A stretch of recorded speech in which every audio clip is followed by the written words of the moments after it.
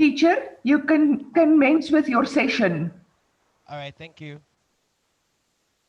All right, hello everybody, and welcome to STEM Lockdown Digital School. My name is Sibusiso Masombuka, and today we're going to be learning Life Orientation Grade 10. And today's focus is on careers and career choices, continuing from last week. But our main focus today is in life domains. All right. So at the end of the lesson today, you guys will have self-knowledge for career choices. We're going to be looking at life domains, which is becoming, being, and belonging, as well as we're going to be looking at socioeconomic factors in study and career choices. So with life domains, which is in Unit 2, well, for some of you in your textbooks, a domain is an area. There are three main areas of life, which is being, becoming, and belonging, and in the community. All right. So the reason why we're studying this, and the reason why we need knowledge about this, is that it is in line with the fact that we need to make career choices. And remember what I said to you guys last week, that career choices, it's so important to make a career choice based on who you are, knowing who you are, and how you want to change the world for the better. All right, so the three main domains that we're going to be looking at is being, becoming, and belonging. So what we talk about being is we're looking at your existence as a human being. Who are you in this environment that we live in right now? And when we look at becoming, we're looking at who do you want to become? What are the goals that you want to achieve? What are the careers that you want to achieve? And in belonging, we're looking at what is your stance? What is your stand in a community? How do you fit in this whole environment that we're living in, or in the environment that you are currently living in? Again, I would like to welcome all the learners that are joining us for the very first time, and I would like to welcome back all the learners that have been joining us in the last couple of weeks.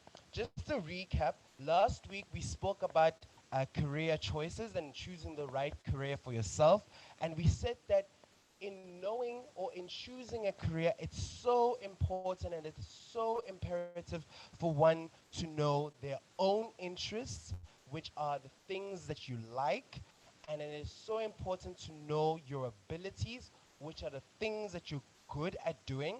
And it is also so important to know your talents, which are the things, which are your natural abilities, the things that you are born with, for example, singing.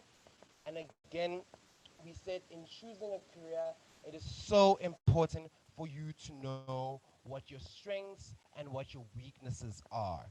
All right. So let's look at um, this topic here. Again, we said that a domain is an area, and there are three main areas. It's being, which is your existence, who you are; becoming, what you want to become, what are your goals in life; and belonging is who are you in this or in the environment in which you live in. It says here that your quality of life is how you live and how satisfied and happy you are. Guys, in choosing our careers, we always need to make sure that we ourselves are happy, that we ourselves choose careers that are going to fulfill our purpose in life. So it's so important to make sure that in order for us to live a quality life, we need to make sure that we live a life that is satisfying and a life that makes us very, very happy. Um, if you want to know more about your quality of life, you need to look at your life domains, and we'll look at all three today, which is being, becoming, and belonging. The third bullet point says, knowing more about your life domains will also help you to choose the career that is right for you. This is because looking at your life domains helps you to see what is most important to you. Guys, choosing a career, it, people might like to make it seem like it's a very daunting task, like it's a very tough job, but really what it is looking at who you are, sitting down, doing some introspection, and looking at what are the things that I like. You know, do I like to be around people? Do I like to give advice? You know, you need to look at the things that you're able to do. Am I good at maths? Am I good at social skills? Am I good with people? Am I good good with my hands, working with my hands, and then also looking at the things that your strengths and your weaknesses. So, you know, um, are you are you good at giving advice? What are your weaknesses? Are you able to keep up with time? Are you able to submit things on time? So that is what we need to be looking at today, or in choosing a career. All right, let's have a look at. Um, I'm gonna have to make this bigger so that it's more visual for all of you guys. It says here, being means who you are. The being domain has three main aspects, which is your physical, your psychological, and spiritual being. Now let's look at the physical being. We're looking at your health, your nutrition, how are you eating, exercising. Are you exercising each and every day to make sure that you don't fall ill? Your hygiene, are you cleaning? Hygiene is such a big thing right now in our country and all around the world. We know that we're taught to wash our hands daily and to make sure that we clean ourselves. All right, our clothing is the way that you wear an expression of who you are. We always say that how you dress like is always an expression of who you are. It's an extension of the kind of person that you are, of the environment that you're in. For example, when you go to school, you dress more formally. You dress in school uniform. You wear a tie, you wear a shirt, you wear a blazer. When you go work in a corporate industry, you wear a suit and a tie each and every day. All important stuff, an extension and an expression of yourself. And in having uniform, it's also so important to express yourself as well. And then your physical appearance, how are you looking? Are you looking healthy? Are you in shape? And are you happy with the way you look like? And then we're going to be looking at your psychological being, which is your mental health. How are you coping with stress? How do you cope under pressure? And then we're going to be looking at thinking, your thinking skills. Are you a positive thinker? You're a negative thinker. You're a person who is resilient. When bad things happen to you, are you quick to get back up and fix things? Um, are, are you optimistic? Or are you pessimistic? Do you look at the glass as half full or half empty? All right. What are your feelings? Are you always anxious? Are you fearful? Are you joyful? Always jovial? What sort of vibe do you bring? And then another thing is self-awareness. How well do you know yourself? When you look at yourself in the mirror, who do you see? And then again, it's self-control. It's so important for us to exercise self-control measures, because it's so important for you to know what sort of arguments you need to get into, how much of a good time can you have, and how much of a serious time can you have. It's so important for us to have a balance with everything. And then your spiritual beings, we're looking at your values such as individuality, values such as enthusiasm, values such as respect, self-respect, values such as excellence. In everything that you do, are you always striving to be the best person that you can be? And then with your spiritual being, we also look at rules on how to act and behave. A lot of our religious beliefs tell us how we should behave, and how we should behave in society, and how we should uphold ourselves. All right. What are your morals? What are you morally obligated to doing? Are you morally obligated to giving back and changing the world and promoting peace? And then again, we're looking at your spirituality. Are you meditating? Are you praying? What is your relationship with your own God, or whatever else that you believe in? And then also we're looking at religious beliefs as well. And then in becoming is what you do to achieve your goals, your hopes and your wishes. It includes becoming who you want to be, what you want to have, and what you wish to do. The becoming domain also has three main aspects, which is the practical becoming, leisure becoming, and growth becoming. You know, um, if you can just all in your chat box, you could just enlighten me and let me know, some of the things that you're aware of yourself. What are the things that you know about yourself? It's so important for us to know all those things. Thank you so much once again for joining me today to so glad to see that we have 91 learners today that are joining us in today's lesson. All right, back to becoming. All right, like we said, we have three aspects of becoming, which is practical becoming, leisure becoming, and growth becoming. Well, let's look at practical becoming. It says the everyday actions you take to live, going to school, house chores, paid work, volunteer activities. Guys, it's so important for us to volunteer and giving back in our society. It gives us so much experience and such great social skills that we need for the world of work. And then looking after your health and social needs. Now let's look at the leisure um, aspect of becoming. These are the activities that promote relaxation and lessen your stress and physical exercise. So these are the things you do and what we like to call in our spare time. But we shouldn't be doing these things in our spare time. It should be things that we need to schedule into our own lives so that we can have a balanced lifestyle. That is what we're aiming to do. And not only having a balanced lifestyle only in school and exercising and eating healthily only because we live with our parents or only because we're in school, but also doing this even when we're adults, young adults that are working and giving back to our societies. Examples of leisure becoming is running, jogging, aerobics and dancing, playing games, visiting friends. Teacher, Hello, your ma'am. slides is not full screen. It's full screen on my side, ma'am. Sure? Is it full screen now? No, No? we can And see now? No? I can see the header, grade 10, LO lesson 4, chapter 3, PowerPoint. That's all you can see. Yes. Yeah. And then the minimized slide.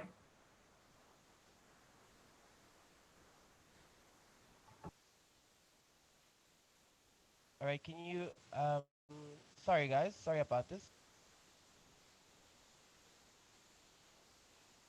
Are you on, can you see, what slide do you see now, ma'am?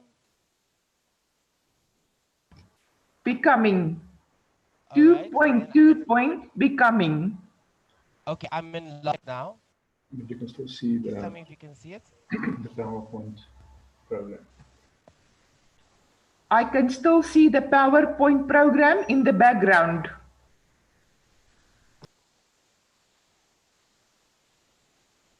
Okay, maybe I should, can everyone, can you see it now?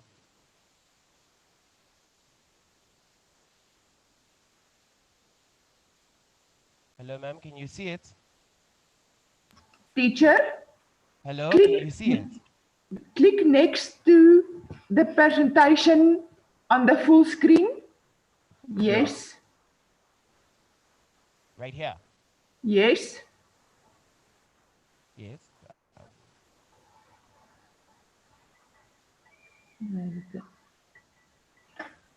That's it. That is So it, teacher.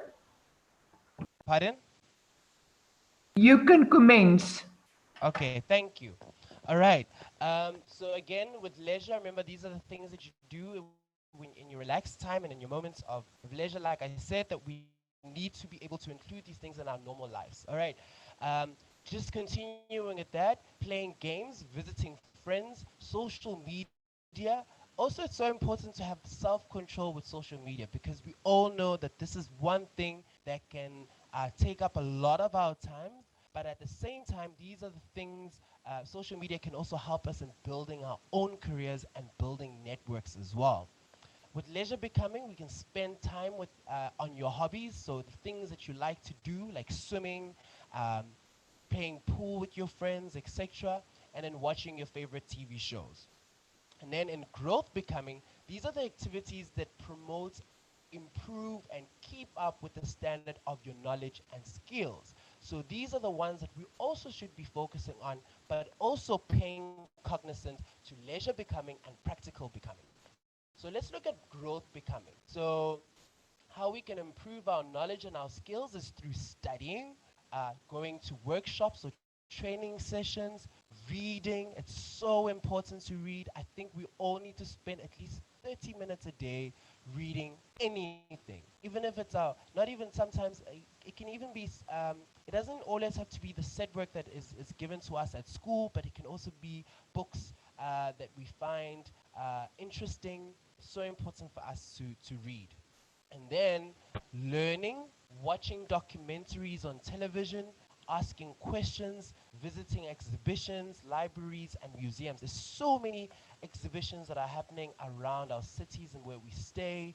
There's so many libraries. Almost every community has a library that works and is fully functional. And we also have museums where we're able um, to see or get a historical background of our environment. All right. Now let's look at the aspect of or community belonging. So this is where when we're talking about belonging, we're looking at what is your position, what is your role in your community. Now let's look at physical belonging. It says here this is your link with your physical environment. Your physical environment, remember physicals are things that you can touch and feel, all right? And the environment is your surrounding. Now this is your home, where you stay. Is it a conducive place for one to stay? Your school environment, what is your stance and what is your position? What is your role in your school? It's so important.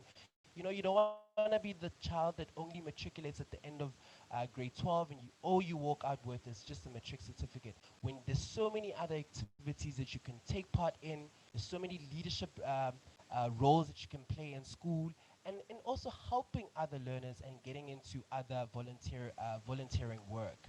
And then another physical environment that we can look at is the workplace. What kind of person are you in the workplace, apart from the work that you do as well?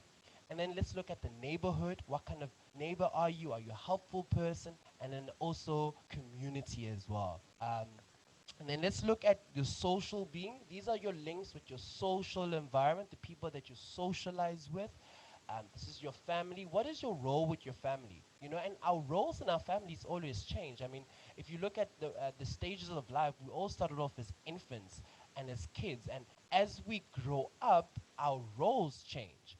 So you're an infant that can't feed themselves. Then you grow up and you go into school. From being in school, you get younger siblings if if you're lucky. You get cousins that you can help, and then so on and so forth. And as you grow up, then you become a young adult that can work and provide for their own family as well. And then, what kind of friend are you? Are you a loyal friend? Are you a respectful friend? And then also, what is your relationship with your teachers? Um, are you a learner that works well with the teachers? There's always kids that have problems with teachers, but you always need to look at what are you doing wrong and what are you doing right. So it's also important for you to look at that. And then we also look at your relationship with your co-workers. Are you a person that can work well with others? Are you a team player? And then neighborhood, again, also part of the physical environment, also dabbling into the social being, social belonging, and then as well as community as well. And then if we have a look at community belonging, these are your access to resources and services usually available to community members. So when you look at your physical environment, what are the things that you have access to? The government is working really, really hard in collecting taxes and making sure that we have all the resources and all the infrastructures and all the services that we need to make sure that we live a good quality life. Um, so again, we're looking at clinics and health services. Those are the people right now who we are most need of. They're very helpful in making sure that we get the right information about this COVID-19 that is happening around us and around the world, and making sure that we're staying protected. All right. Social services like social welfare. Do you have access to social welfare services, social workers, psychologists, therapists that can help you out? Employment. Is there employment? Some people stay in rural areas where there aren't a lot of employment opportunities, or the employment opportunities are quite limited as well. And then an income to live comfortably. Are you earning an income that can make you live a comfortable life? Okay. And then education. Do you have access to further education and training? I mean, higher education learning.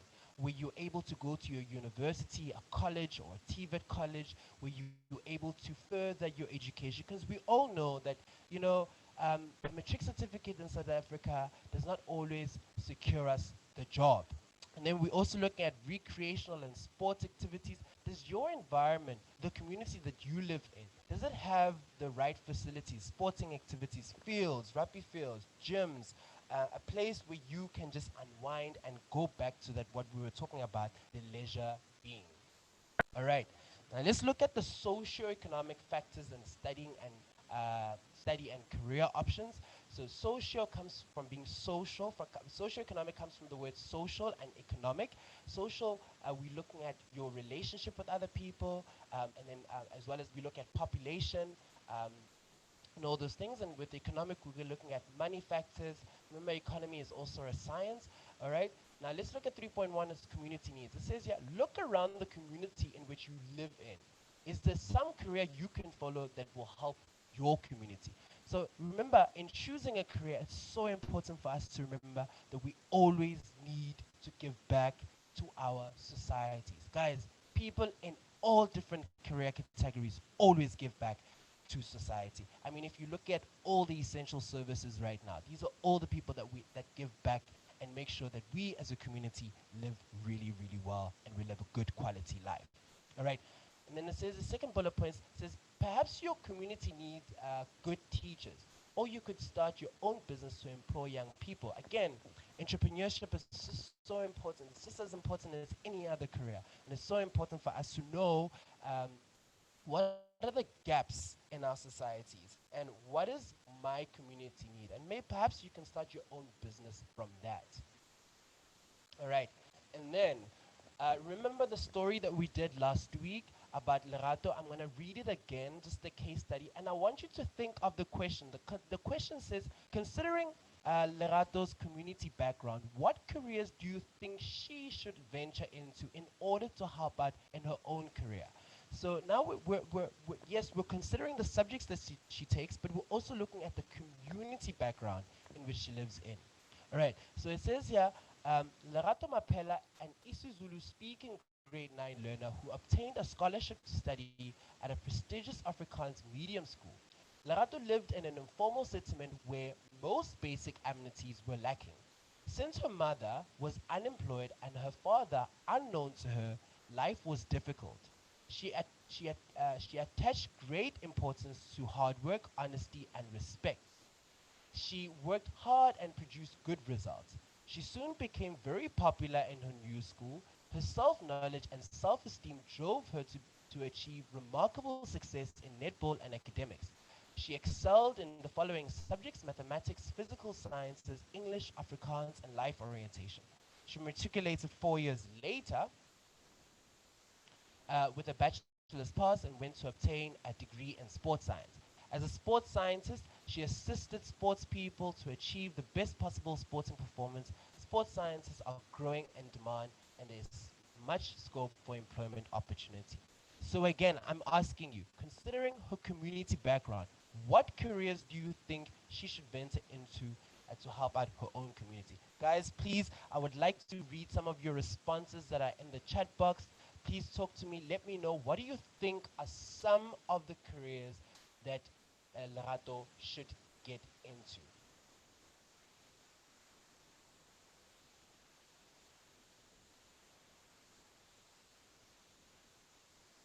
Waiting for your responses, guys. You know what I can think of here is that I think that she could be a sports coach at her own school, you know, giving back to her own communities, considering the fact that she also did well in Afrikaans. I'd like to read some of your responses there, please, guys.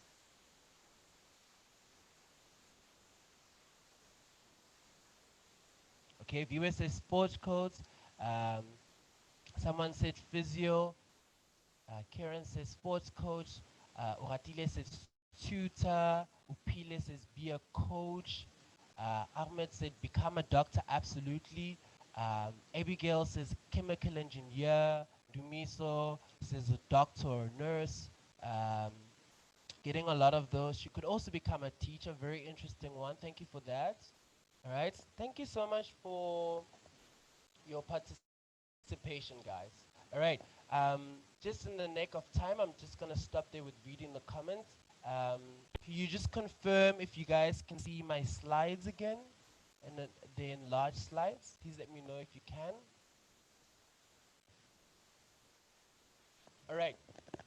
Let's look at, this is a very daunting topic that we are getting into now, which is finances and affordability. It's so important for us in choosing what we want to study to know how much university is going to cost, to know how much college is going to cost for us. So important. And there's been riots and strikes and all these other lobbying against the government, making sure that making uh, education accessible to everybody by making it free. But we all know that looking at the current state of our country and our economic affairs, it's sort of impossible at this moment in time to sort of think and decide that fees must fall. So it's so important for us to know how much, whether we can afford studying or not, and then we're also looking at other options and financial options on how we can afford and pay for our studies once we get to university. So it says here, studying at a higher education institution, such as a university or private college, can be very expensive. If you or your family cannot afford the tuition, you may need to find out about getting financial assistance. So there are different ways in which you can find financial assistance, and if you go on my Google Classroom, I'll give you more information about that, as well as links on where you can look for bursaries. Obviously, you guys can't apply now for bursaries because you are not in matric yet, but obviously you guys can start looking at these things or applying for bursaries and scholarships, etc., when you guys get to matric. But for now, we need to know about these financial assistance factors that can help us in paying for our fees. So the first one is a bursary. A bursary is an award that is distributed based on financial need. It may also be awarded to applicants who meet certain geographical or demographic requirements. Geographical looks at where you come from.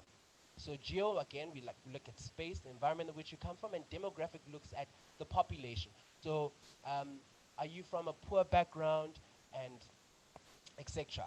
If you get a bursary from a company, the company may usually require that you work back the money over a certain period of time. You do not have to pay back the bursary money if you pass, but if you don't, you will be asked to pay back the money to the company or the sponsor. So it's so important. Again, bursaries require you to get good results as well, guys. So it's so important that, again, it's not about, in choosing your subjects, it's not about doing maths and science. It's about achieving in your subjects. So you may do better in maths literacy or business studies or whatever other subjects you may take. It's so important for you to remember. The point is not about taking the subject. It's not about taking science or math. It's about achieving in that subject. Because you must remember another thing is that you're not only competing in terms of marks or getting space into university with the learners in your own school, but you're competing with everybody else in the world that wants to study at that particular universities.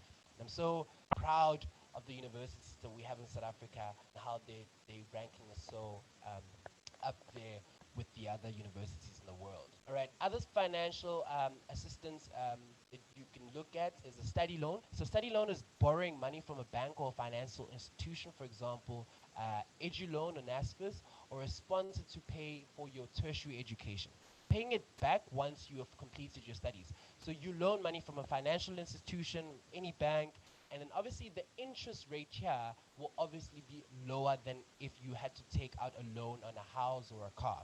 You may be required to only start paying back the study loan once you have finished your studies and have started working, or your parents may start paying while you're studying. So here's another financial option that you can look at. All right. Another one is a scholarship. A scholarship is a financial award or academic for academic and sports excellence or achievement. So here they're looking at learners that do well in sports, academic, and even in cultural activities that you guys do. For example, choir, drama, or anything else that you might do in school. All right. Obviously, here they're looking at learners who really excel well. Unfortunately, full colors in your own school and in a sporting code may not be able to get you a scholarship, but national colors or even playing for a university junior club might help you. For example, you might play for UJ Rugby. and they might offer you a scholarship to go study at that university.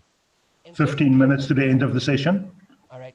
In certain cases, financial need may be taken into account to decide between candidates of approximately equivalent achievement.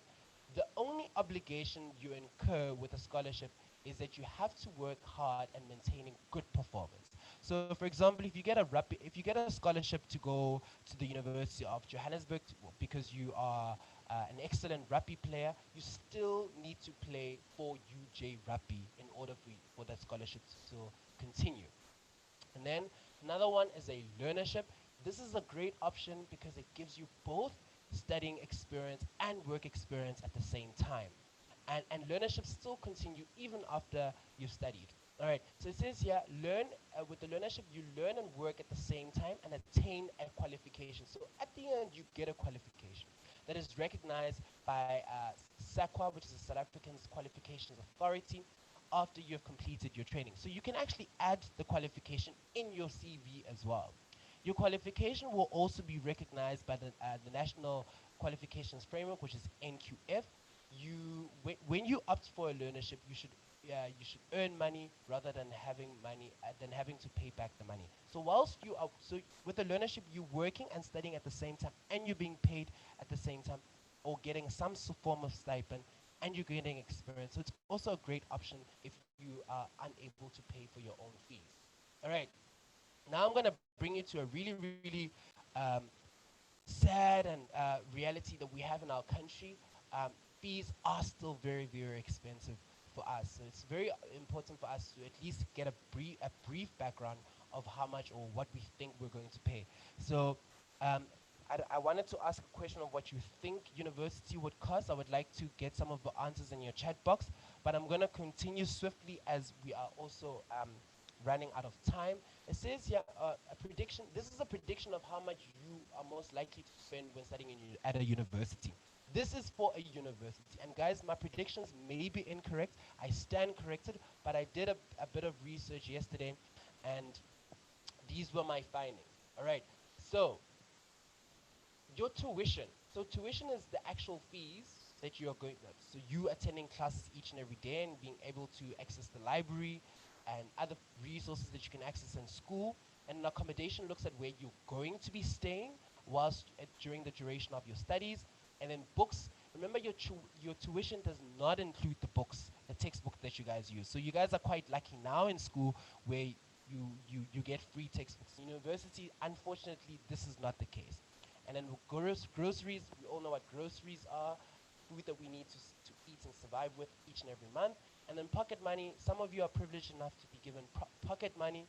And then we're going to be looking at the total per year as well as the total that you are bound to pay after 3 years. All right. So look at first year. So the average university would cost in first year would cost you 64,200. And then some of you may decide to go stay at a residence, which is res at school. Some reses are expensive than others, so you pay more than 30,000 rand per year for the 10 months in which you stay there. The reses that are more expensive are the ones that also provide you with meals. So obviously, if your accommodation provides you with meals, then obviously we can scrap out the groceries as well.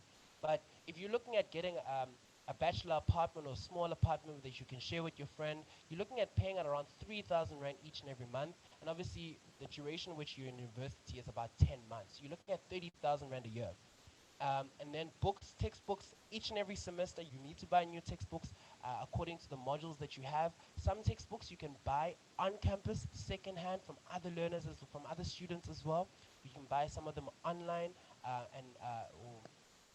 but it's so important for you to buy the original book so that the credits and the money is given back to the person or the authors of the book, and not just make copies of the books. And then groceries, if you're lucky enough, you might get 1,500 rand from your parents just to help you survive. Things are getting expensive, guys. Pocket money, if you're lucky enough, like I said, 500 rand. So in your first year, you're looking at spending about 100,200 for your studies, which is very, very expensive. You look at most of you at most of the fees in which we pay right now, it doesn't even amount to the amount that that universities or staying or going to study university might cost you one day. And then if you look at the column for second year and third year, I've just increased everything by 10%. We know the inflation rate goes up by around 5 to 6%, 6.5 each and every year. So by the end of your 3 years, some of you might even study for a 4-year, 5-year, 6-year course. You're looking at spending for a 3-year course around 331,600 rand, which is quite a lot of money if you look at it. All right. All right, now let's look at accessibility. So guys, the reason why I wanted to bring this reality to you guys is that it's so important for you to work hard and make sure that you know what you want to study so that you can achieve well in matric and in grade 11 to secure yourself that position in university and be able to secure yourself a bursary or a scholarship, etc. Um, Again, remember, scholarships are afforded to those learners who achieve well in sports. So if you do well in sports, then you should make sure that you go to practice and training, etc. Okay, seeing that we're running out of time, let's look at accessibility. One of the socioeconomic factors that could affect your choice of career is accessibility to further education and training. So do you have access to further education and training? You need to ask yourself the following questions. And guys, the education department, higher education department has done really, really well in making sure that there's colleges and universities everywhere in our country. All right. So this is what you need to ask yourself. Is there somewhere close to where you live where you can study for this career? All right. You also need to look at if you have to travel far, can you afford the transport costs or the costs of accommodation? All right. Can you study for the course through a distance education college or university? Distance education is quite difficult as well. I know UNISA also offers distance, and some universities as well offer distance education courses as well. And then the next one is, if you can do a distance education course to study for a career, do you still have to attend some lectures or work in a laboratory or do group work? All right. All right, so you need to look at, or how often do you have to attend? Obviously, with distance education, if you do have to attend classes, you don't have to attend all the time.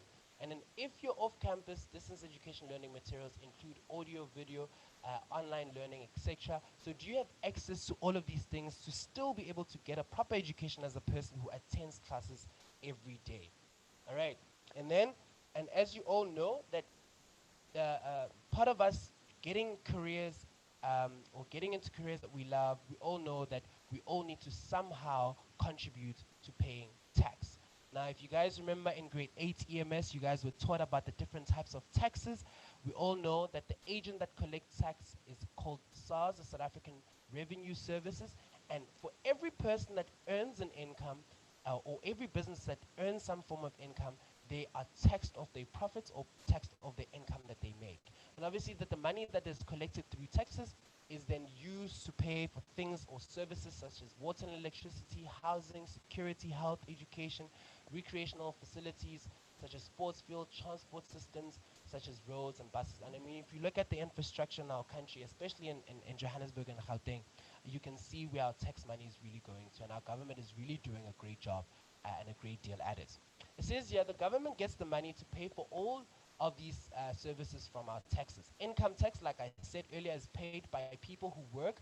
Part of the income that they get from their jobs is paid to the government and obviously paid for these services. And then company tax is paid by businesses to the government. So this is the income. They look at the profits in which they make in a year, and obviously they pay back all that money, or the tax back to the government. And then VAT is value added tax. So the two types of taxes, the first two that I taught you, those are known as direct taxes. Income tax and company tax are known as direct taxes. All right, and then VAT is also known as indirect taxes. We all pay for VAT in goods and services. This is the tax that is imposed on all the goods and services that we buy.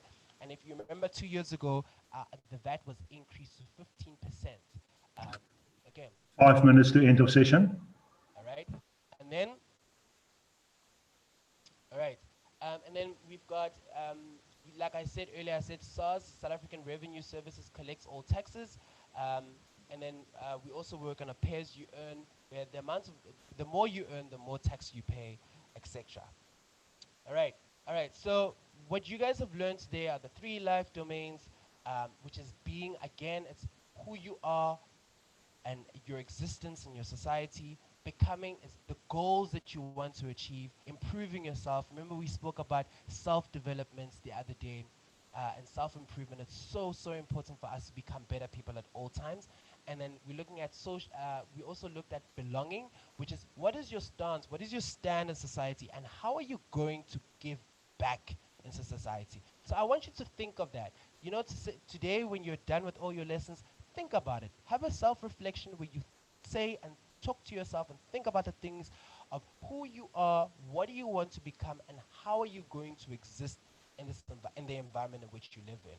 All right. Again, guys. Okay, so today I'm gonna give you a bit of a challenge. I'm gonna ask you to please go onto YouTube, search for Zumba for teenagers, and do a 30-minute Zumba workout. You know, guys, that in the first sem we usually do aerobics in life orientation, just to help you keep fit and part of being, which is a physical being. Remember, we spoke about that earlier on in my first slide. All right. And then again, guys, please join me every day at 9 a.m. for grade 10 lessons.